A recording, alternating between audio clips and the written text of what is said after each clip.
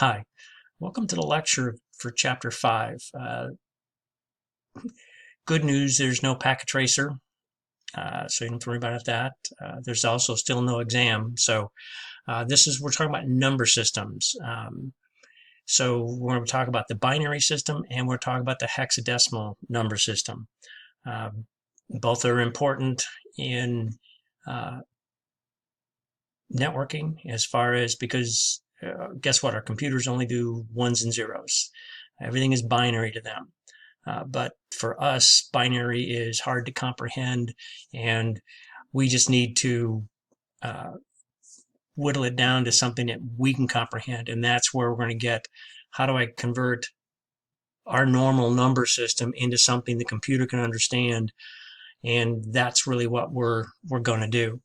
Now, so I want to make two videos, one on binary, one on the hexadecimal system. And hopefully that covers everything that you need to have to be ready. So let's go on. So what will we learn in this chapter? You're basically going to learn two things.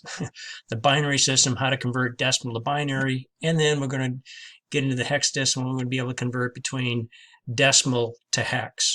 But once you really do get the handle of the binary system, hex is it's an easy step up. So let's go look into the binary system. If my computer would do what I want it to do. Now the binary system, basically IPv4 addresses begin as binary, just ones and zeros. But like I said, it's difficult for us to take our base 10 numbers that are based on decimals, 0 to 10, 0 to 9. Binary only uses zeros and ones. So if you look at,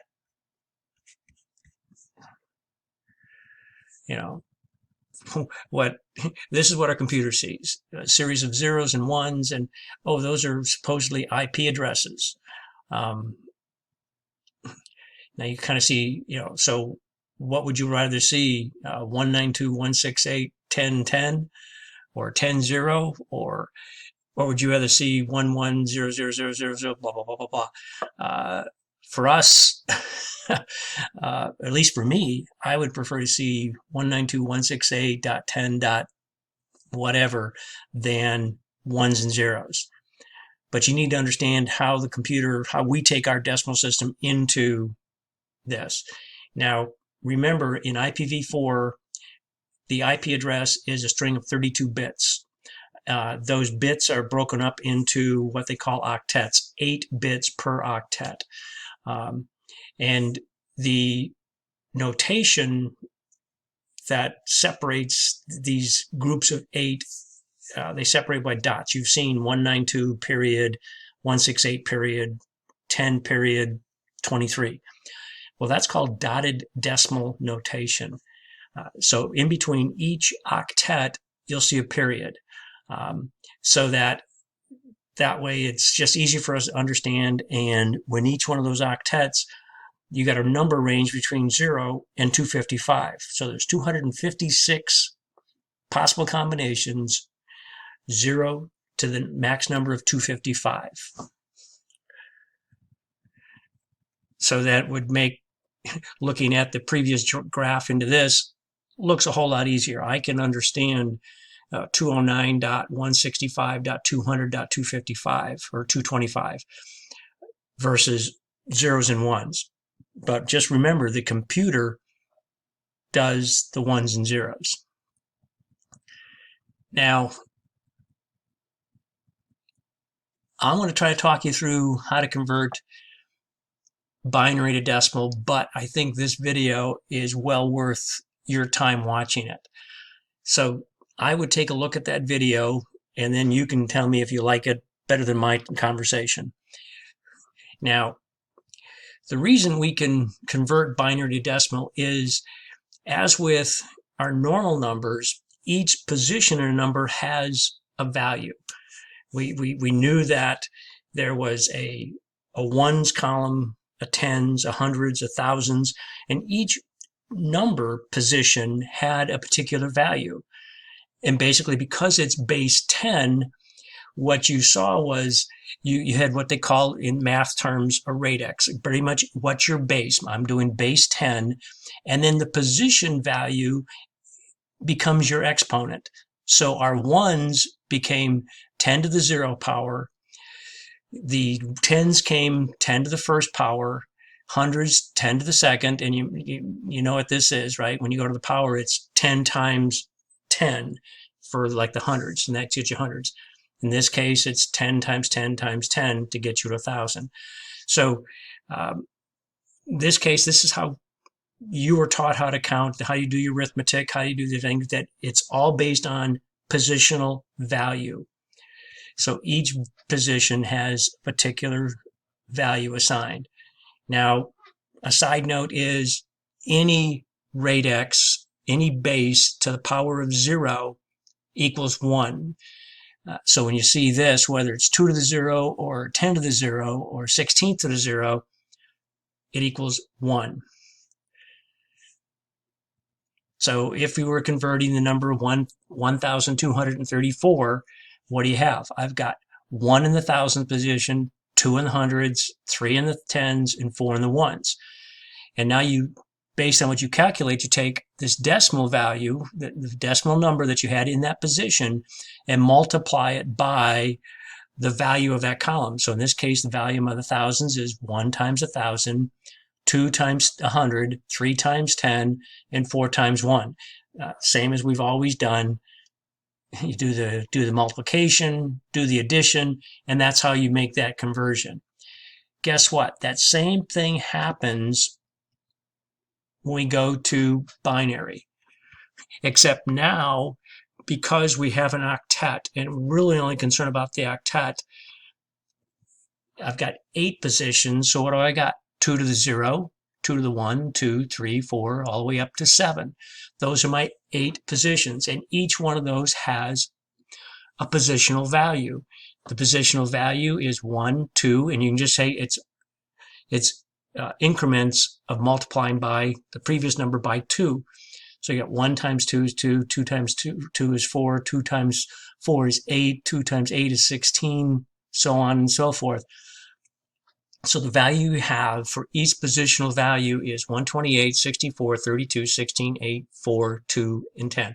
What I usually tell my students when they're doing this, especially when we start getting into subnetting, is I would just create a quick table and at the top of your page, put those positional values down so you know that the 0 position is 1, 2, 4, 6, 8, that way it stays in your head. But I think it should be relatively easy. So if I wanted to convert a binary number, 1010100, and to see what decimal value would be, so what do I have to do? I have to put the binary number. So I put 1, well, I'm not sure what they did here, but either way, you put a 1 in this case, whoops.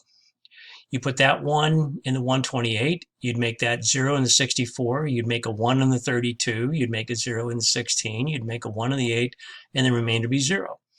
The same thing we do in decimal is, what do? I multiply the value in the binary value times the positional value.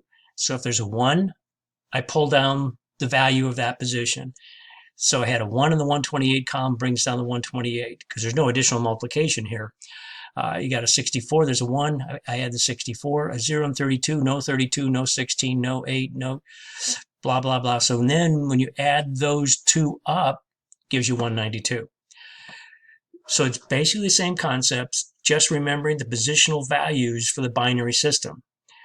Now, it's easy when you're looking at converting this. So I think you should take the little quiz here and say, just show me what the value is. So if you're looking at this, so the disadvantage when you get an IP address, what do you have to do? You have to do this 4 times. 4 times for each IP address is getting to the point where it says 192. So you look at this first value and that says 192. Now, what's your positional value? Think about what you do in decimal. If I give you a number of 326, what's the first thing you do? I've got to figure out how many 300s, how many hundreds do I have? And what do? You divide, in our case, we divide by 100 into that and says, oh, I got a number of 3. There's 300s in that. Well, in binary, you really can't do the same thing, but you can actually do a comparison to say, I got 192. 192 is greater than my first value position. You're always starting at the left, which that first value position was 128. So I take 192, subtract 128, and gives you a remainder. I carry that remainder and look at the next value. In this case, it's 64 and 64. So I get a 1. It matches. I pull down the 1, and of course the rest of them are zeros. But we'll go into a little bit in the next session here when we talk about converting binary to decimal. So take this quiz, let me know how you do. Now, let's convert binary to decimal. Again, what am I worried about? I am worried about the positional values. I am worried about, worried's probably the wrong term, but I'm take this binary, and anytime there's a 1, starting at the left-hand side, I put a 1 in that value. If there's a 1 here, I carry that number down. If there's a 0, I don't carry that positional value down. So in this case, I got a 1, carry the 128.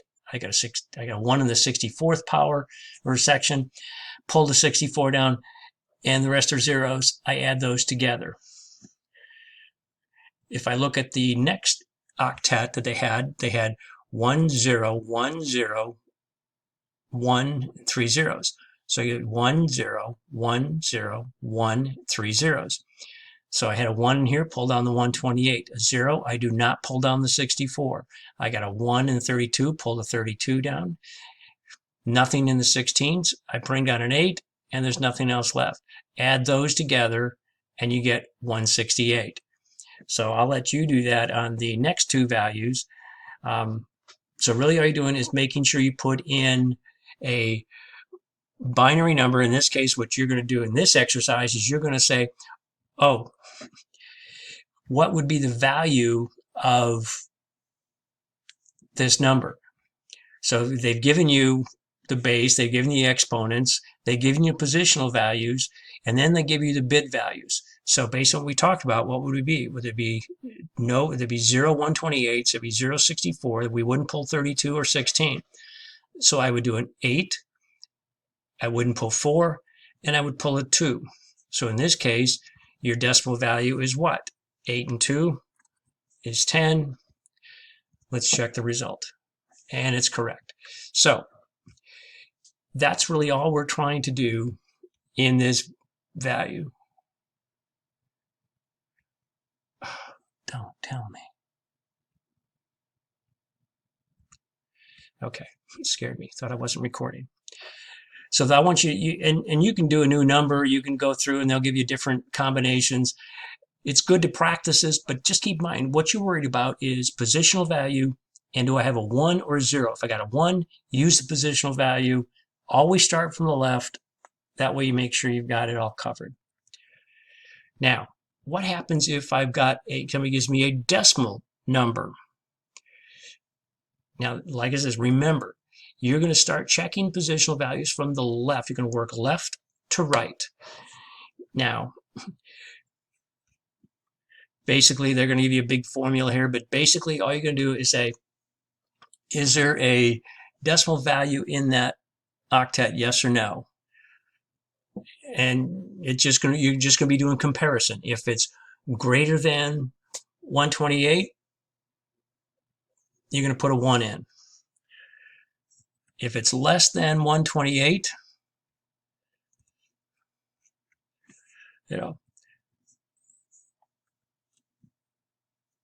you're going to then basically what they do. Now, let me go back here. Let me show you. Because really all they did, now they do the comparison and then they subtract the positional value. And then I compare the next one. Is the number I'm using greater than or equal to 32? If it is, it gets a 1. If it's not, it gets a 0. And you got to make sure, since we're filling out the full octet, you can't put spaces in. So put a 0 if there's no value, and a 1 if there is a value, and then subtract the positional value. I'll let you go through that. So if we look at, let's see, they give you a decent example. Well, they're going to run through an example here. So what do? They start with 192. And 192 is a good number because we're going to run into it a lot in this section. So what do you have? You're going to compare 192 to greater than that, and greater than or equal to 128. The answer is yes. So you give it a 1. Then you subtract 192 from 128, leaves you 64. So what does that mean? Now you go back and compare 64 to what's left. Is it greater than or equal to? In this case, it's equal to. So you put a 1. Then you're going to subtract that value out. I'll show you that next position here. You're going to do the subtraction here. So you put the 1 there, you do the subtraction, zeros, and then the rest. Now, this is where you got to be careful. You have to fill out all 8 bits. There's got to be value in the full octet. You can't leave spaces. You can't assume that, oh, 1, 1 tells me everything I need to know, and go on. So let's do a quick little exercise one time to show you here. They've got a decimal value of 73. So what do? I look at this. This is 73 greater than or equal to 128? It isn't. It gets a 0. Here it is 64. So now I do 73 minus 64. 73 greater than or equal to 64. The answer is yes. So it gets a 1. Then it says, oh, now I got to take the difference between the two. So I subtract 73 from 64, leaves you a remainder of 9. So is 9 greater than or equal to 32? It's no. Is 9 greater than to equal to 16? No. Is 9 greater than or equal to 8? The answer is yes. So it gets that. So I got 9 minus 1. 9 minus 8 gives you a remainder of 1. So I get a 0, 0, and a 1. Hopefully my arithmetic's right since I'm doing it off the top of my head. Let's do check. And it's correct. Whew. The stress of arithmetic. But that's really the process, is I take the decimal value, I compare it positionally, starting at the left, moving to the right. Compare it. If it's less than, it's a 0. If it's equal to or greater than, it gets a 1. Subtract the 2, gives you a remainder, move on to the next column.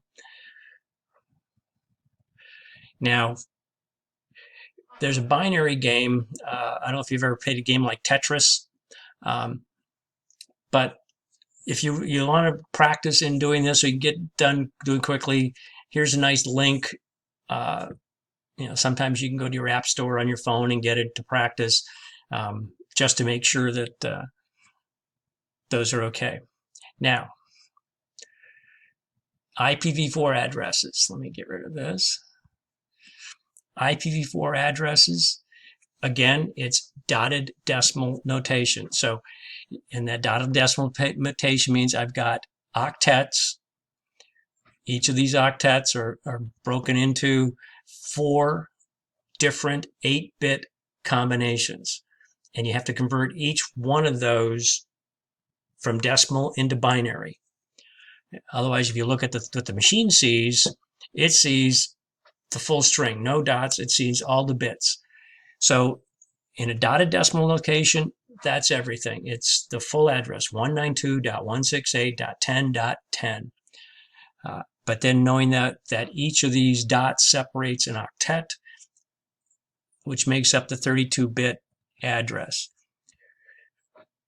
So hopefully that helps you understand binary to decimal. I'll next move on to the hexadecimal number system in the next video.